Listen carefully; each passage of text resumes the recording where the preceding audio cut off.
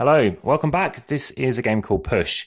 This is Amass Games, and it's a push-your-luck game, funny enough, based on the title from Ravensburger. It's a fun, pretty quick game that takes about 15 minutes, whereby you're trying to get the best score possible by getting cards and aiming to get the best cards that you can, put them in your bench, and potentially banking them on your turn. The person who does the best before the deck runs out is going to be the winner. So what you do is you shuffle the cards up. To be honest, they do need a bit of shuffling, and that's because you end up with some cards grouping because you're collecting sets. So in terms of the cards, you might immediately think of another game, a game from 1971 called Uno. As good as that game is, this has similar but slightly better theme in the sense that, well, definitely not theme, in terms of just the playability and the fun. I think the fun is the key word there. It's not just, oh, it's changed direction. You do get in this game too, and you get this test card 1970s kind of artwork as well. So the first player is going to be drawing a card, and they're going to be putting it in one of three rows in front of them. So they're going to say a 2. That's worth 2 victory points if you can get into your bench and then bank it on your turn. Then they're going to draw a 1.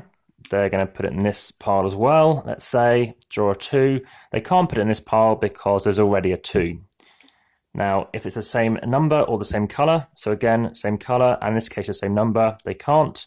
There's another game called Quirkle and other games like Iota, which are similar in concept. And what I mean by that is if it's the same of either of those types I've mentioned, colour or number, you can't continue. So in this instance, what you want to watch out for is making sure you don't draw a card that can't be played. You can only do a maximum of 3 rows. So if this does bust us, it doesn't. It gets 5 points if somebody takes it. I'll explain that in a moment. Then you're fine. Again, this person's still okay. They're still pushing their luck. They're now taking potentially 10 points on their bench, which they could then bank later on. And now we've got a 1, still playable. I want to show it until they bust. 5, yep, they can still go. High scoring for this one.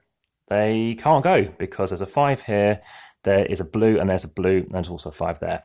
So they bust. So if it was your turn, you'd potentially take nothing, and also you'd have to roll the dice. You'd roll the dice or the die, and you'd be also losing something from your bench. I'll explain in a moment.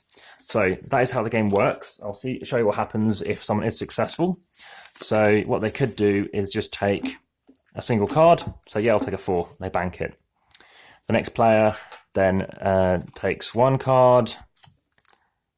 What this means is you still play in a clockwise order. The difference being is the person who's going to be receiving cards, they'll be getting them next, which you'll see in a moment. It switches back again, so those kind of go out of play for a moment. That's the discard pile. They bank that one, that's fine. And these cards that we were busting, they would have gone in the discard as well. So they've got a 1 here. They can place it here. They want those 4 points. They can't take that one. And they've got a 1 here. It has to go here. And let's say they bank it just because they risk getting another 1. So they bank, they take 4 points, and it goes, not bank, sorry. They put it into their bench. So they've now got 4 points. The person now anti-clockwise goes next. This person's already banked a 4. You can only bank 1 type of a colour on your turn. So they take that. And this player takes a single 1. Let's say we're playing at 3 player. Let's say we're playing at 4 player. I think it is better at a higher player count. You'll see why. This person draws a 3. They draw a 2. It can't be the same stack. They draw a 5. Can't be the same stack. Again, they're very worried. So they bank the 5, or they bench the 5. Then this time, remember, going in turn order. This person takes a 3, and this person takes a 2. Now on to player 4. This person draws a 4. A 2, again, it weren't well shuffles. And in this case, they just be safe because they go bust. If this was a red card, it could have gone somewhere else. But they take that. This person is worried that they're not going to get these cards. The reason being is in this deck, I think there's about 16 or so cards like this. If that comes up in the game, what happens is, imagine, let's put it near the top of the deck and I'll show you what happens. So, imagine it's this person's turn, and they weren't banking. So these cards have gone away. They get that one. They get this. They put it there. They get this, and they get that. And then suddenly they go, all right, well, I want a 4, so they take the 4. This person must take these cards. So they take the 1, they take the 3, and now they must roll the die. They roll it, and if it matches one of their colours, they lose those cards. In this case, they don't. But in this case, they'd lose this card, and it's worth 3. So what you try to balance up is basically trying to bank the good cards, bank, the one you have the most of potentially. So green, because if this comes up and you hadn't banked him, you're going to get nothing. So nobody ever wants to take or would ever take this unless they have to. But on your turn, you're saying, okay, I'm going to take this. I'm going to just do 2 piles, say, give you that and roll the die and hope that if you've got a few greens, maybe a few purples, 1 in 6 chance that you're actually going to risk, losing those cards before you get to bank them. Because you can only bank them on your turn.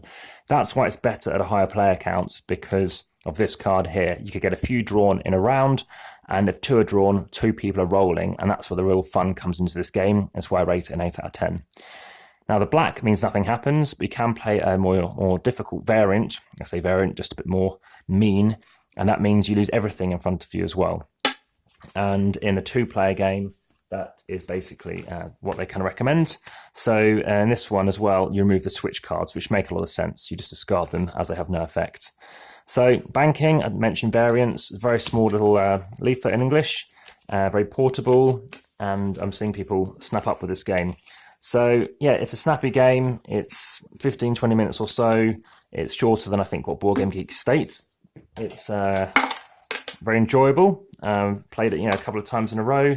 There's a few more cards still on the deck, but as you can see, it's fun, good quality, thick cards, nice gloss finish, and nice feel to them. And for Ravensburger, yeah, good job there. Having reported a Kickstarter violation for somebody basically recreating a copyrighted game of theirs, they haven't got back to me, Ravensburger, which is a shame, considering I'm trying to do good thing for them. So here we go. We've got a weight to it. It's 120 cards, and yeah, be playing this again soon. And it's 311 grams. So this is Push, and if you're interested and keen to see some other fun games like that, I'm about to record another video. And if you subscribe, hit the bell icon, you'll see them first. So thank you very much for watching, and see you on the next one. Bye bye.